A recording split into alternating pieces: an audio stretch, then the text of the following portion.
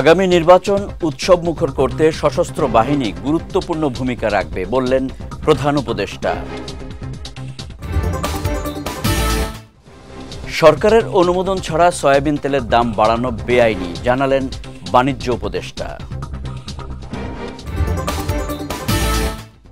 এবং ক্ষতিগ্রস্ত নির্বাচনকে পুনরায় মেরামতের চেষ্টা চালাচ্ছে নির্বাচন কমিশন বললেন ইসি সানাউল্লাহ।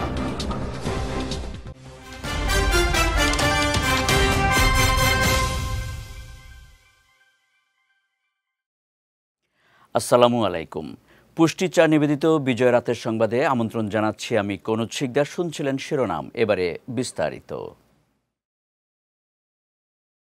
আগামী ফেব্রুয়ারির সংসদ নির্বাচন ঐতিহাসিক ও উৎসবমুখর করতে সশস্ত্র বাহিনী গুরুত্বপূর্ণ ভূমিকা রাখবে বলে আশা প্রকাশ করেছেন প্রধান উপদেষ্টা ডক্টর মোহাম্মদ ইউনূস। তিনি বলেন, এই নির্বাচন জাতির কাছে ইতিহাস হয়ে থাকবে। সকালে মিরপুর সেনানিবাসে ন্যাশনাল ডিফেন্স কোর্স ও আর্মড ফোর্সেস ওয়ার কোর্সের সমাপনী অনুষ্ঠানে একথা বলেন তিনি। এ সময় প্রধান উপদেষ্টা দেশের যুগোপযোগী উন্নয়ন ও জাতীয় স্বার্থ রক্ষায় নিজেদের জ্ঞান ও প্রজ্ঞা সর্বোত্তমভাবে প্রয়োগ করতে সশস্ত্র বাহিনীর সদস্যদের প্রতি আহ্বান জানান। কোর্স সম্পন্নকারীদের উদ্দেশ্যে মোহাম্মদ ইউনূস বলেন, বছরব্যাপী নিষ্ঠা ও অধ্যবসায়ের মাধ্যমে অর্জিত জ্ঞান ও অভিজ্ঞতা জাতীয় উন্নয়ন, নীতি প্রণয়ন ও কৌশলগত সিদ্ধান্ত গ্রহণে কার্যকরী ভূমিকা রাখবে। এ সময় বেগম খালেদা জিয়ার সুস্থতা কামনায় দেশবাসীর কাছে দোয়া চান প্রধান উপদেষ্টা। সরকারের অনুমোদন ছাড়াই সয়াবিন তেলের দাম প্রতি লিটারে ৯ টাকা বাড়িয়েছে রিফাইনারি কোম্পানিগুলো। একে বেআইনি বলছেন বাণিজ্য উপদেষ্টা শেখ বশির উদ্দিন। তাদের বিরুদ্ধে ব্যবস্থা নেয়ার হুঁশিয়ারি দেন তিনি। জানান, সরকারের সম্মতি ছাড়া অত্যাবশ্যকীয় পণ্যের দাম বাড়ানোর সুযোগ নেই। এদিকে সয়াবিন তেলের বাড়তি দাম ভোক্তাদের ওপর চাপ বাড়াবে বলে মনে করছেন কনজিউমার অ্যাসোসিয়েশন অব বাংলাদেশ ক্যাবের সভাপতি AHM শফিকুজ্জামান। বেআইনি কাজের জন্য রিফাইনারি কোম্পানিগুলোর বিরুদ্ধে আইন অনুযায়ী ব্যবস্থা নেওয়া উচিত বলেও মনে করছেন তিনি। আজ সচিবালয়ে এসব কথা বলেন তারা। তারা বিজ্ঞপ্তি আকারেও দাম বাড়িয়েছিল, যেটাতে আমরা রাজি হই নাই।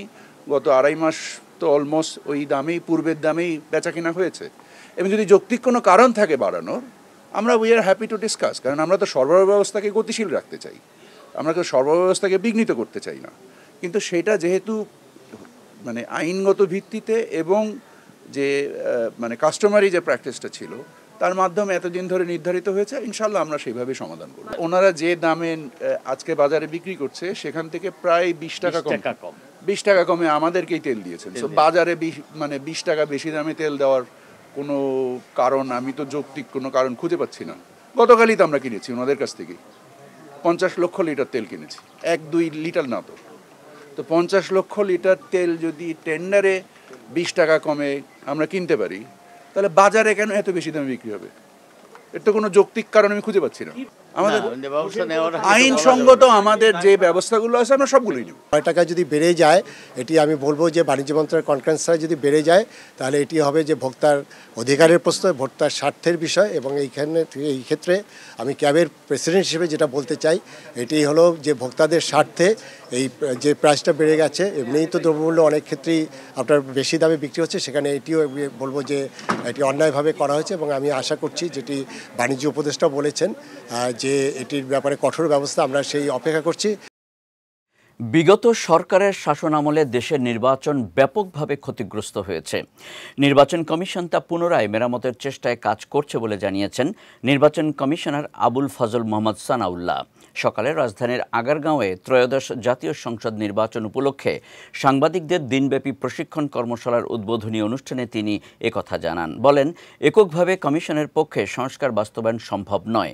জাতির স্বার্থে ভালো নির্বাচনের জন্য সাংবাদিকদের নিজ নিজ দায়িত্ব সচেতনভাবে পালন করতে হবে। তবে সাংবাদিক নামধারী অন্য কেউ যেন কোথাও কার্ড নিয়ে যেতে না পারে, সেজন্য এবার QR কোড স্ক্যানের ব্যবস্থা রাখার কথাও জানান তিনি।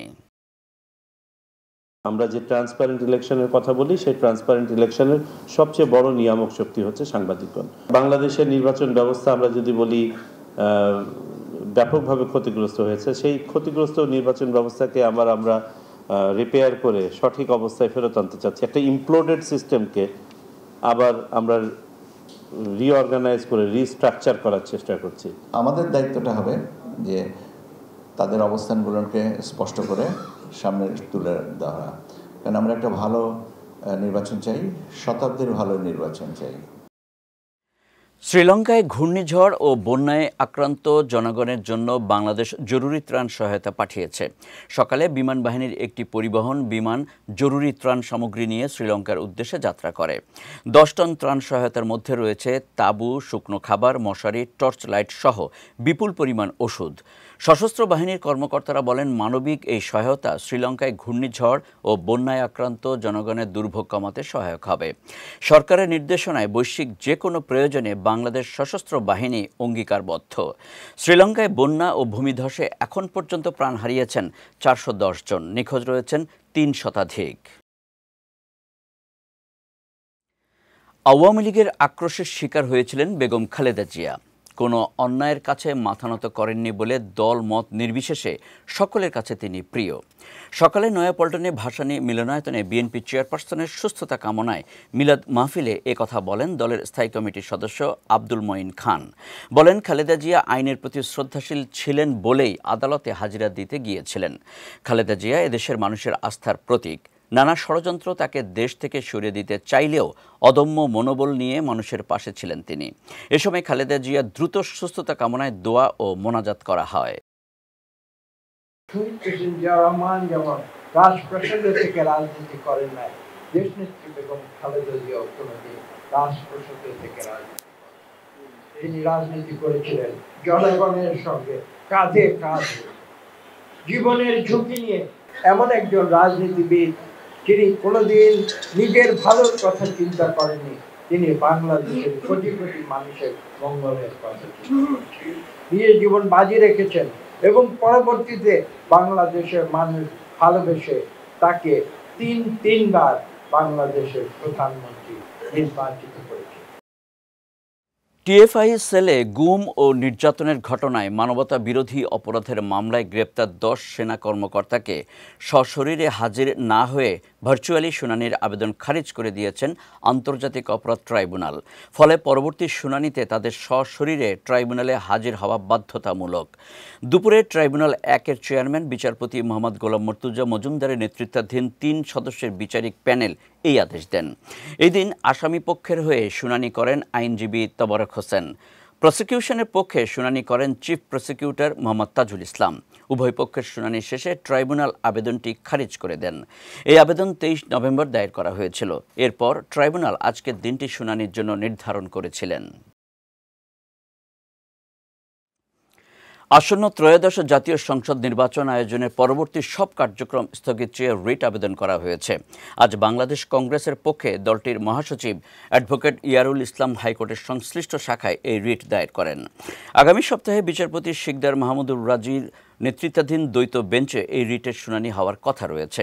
রিটে জেলা ও উপজেলা নির্বাচন কর্মকর্তাদের পরিবর্তে জেলা প্রশাসক এবং উপজেলা নির্বাহী কর্মকর্তাদের রিটার্নিং ও সহকারী রিটার্নিং কর্মকর্তা হিসেবে নিয়োগের সিদ্ধান্ত কেন অবৈধ ঘোষণা করা হবে না তা জানতে চেয়ে রুল জারির আর্জি জানানো হয়েছে। রুল নিষ্পত্তি না হওয়া পর্যন্ত নির্বাচন প্রক্রিয়া স্থগিত রাখার আবেদনও করা হয়েছে। সেজন্য প্রধান নির্বাচন কমিশনার ও সংশ্লিষ্ট কর্তৃপক্ষের কাছে রুলের জবাব চাওয়া হয়েছে। এবার পুষ্টি চিনি গুঁড়া চাল নিবেদিত জেলা সংবাদ।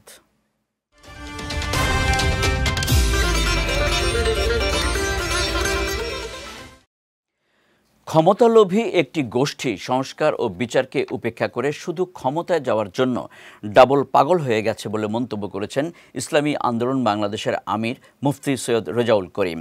আজ রংপুর কালেক্টরেট ময়দানে বিভাগীয় সমাবেশে এই মন্তব্য করেন তিনি। বলেন, আন্দোলনে বহু মানুষ প্রাণ হারালেও খুন, গুম, টাকা পাচার সহ মৌলিক দাবিগুলোর বিচার না করেই নির্বাচন করতে চাইছে সরকার। সমাবেশে জামায়াতের নায়েবে আমির মুজিবুর রহমান বলেন, কোনো সরকারই জনগণের কল্যাণে কাজ করেনি, সবাই ব্যক্তি স্বার্থ ও দলীয় স্বার্থে ব্যস্ত ছিল। সমাবেশে জামায়াতের নায়েবে আমির ATM আজহারুল ইসলাম সহ বিভিন্ন জেলা থেকে আসা 8 দলের নেতাকর্মীরা বক্তব্য রাখেন। এই রংপুর থেকে এই চাঁদাবাজদের এবং ক্ষমতালোভীদেরকে এবং যারা নাকি দেশের টাকা বিদেশে পাচার করে এবং যারা বিদেশের দাবিদারি আমাদের বাস্তবায়ন করতে চায়, ওদেরকে না বলে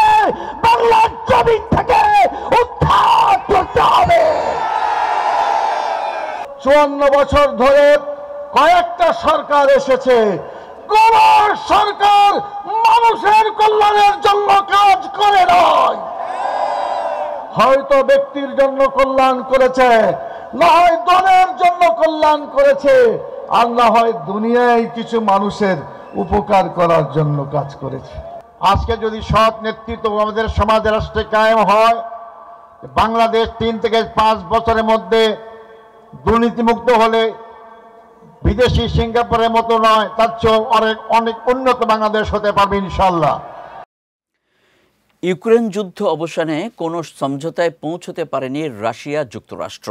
স্থানীয় সময় মঙ্গলবার মস্কোয় রাশিয়ার প্রেসিডেন্ট ভ্লাদিমির পুতিন, মার্কিন বিশেষ দূত স্টিভ উইটকফ এবং ডোনাল্ড ট্রাম্পের জামাতা জ্যারেড কুশনারের বৈঠক শেষে একথা জানান ক্রেমলিনের শীর্ষ উপদেষ্টা ইউরি উশাকভ।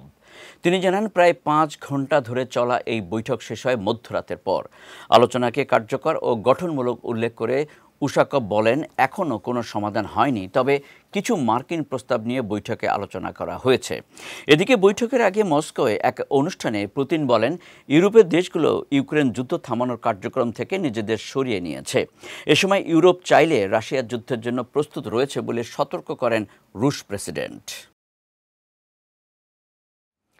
যাচ্ছি পুষ্টি ড্রিঙ্কিং ওয়াটার নিবেদিত খেলার সংবাদে।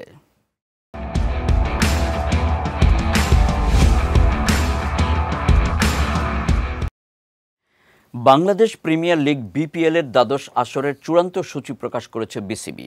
আগামী 26 ডিসেম্বর শুরু হয়ে 23 জানুয়ারি ফাইনালের মধ্য দিয়ে শেষ হবে এবারের টুর্নামেন্ট।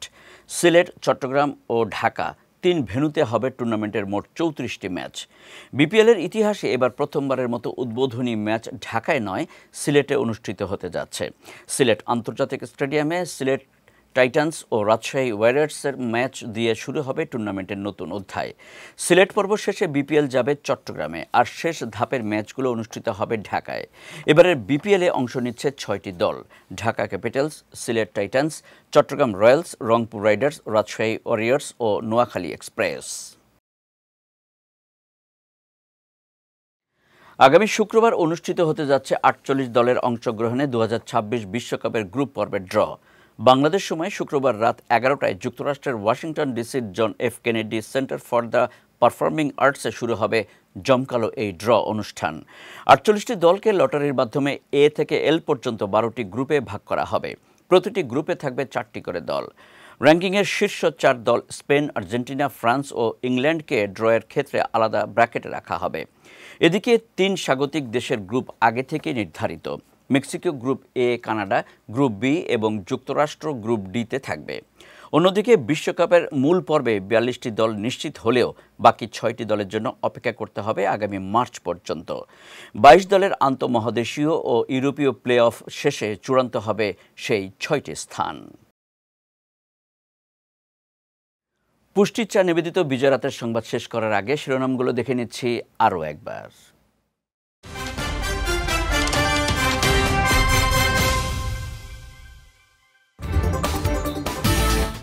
আগামী নির্বাচন উৎসবমুখর করতে সশস্ত্র বাহিনী গুরুত্বপূর্ণ ভূমিকা রাখবে বললেন প্রধান উপদেষ্টা। সরকারের অনুমোদন ছাড়া সয়াবিন তেলের দাম বাড়ানো বেআইনি জানালেন বাণিজ্য উপদেষ্টা। এবং ক্ষতিগ্রস্ত নির্বাচনকে পুনরায় মেরামতের চেষ্টা চালাচ্ছে নির্বাচন কমিশন বললেন ইসি সানাউল্লাহ।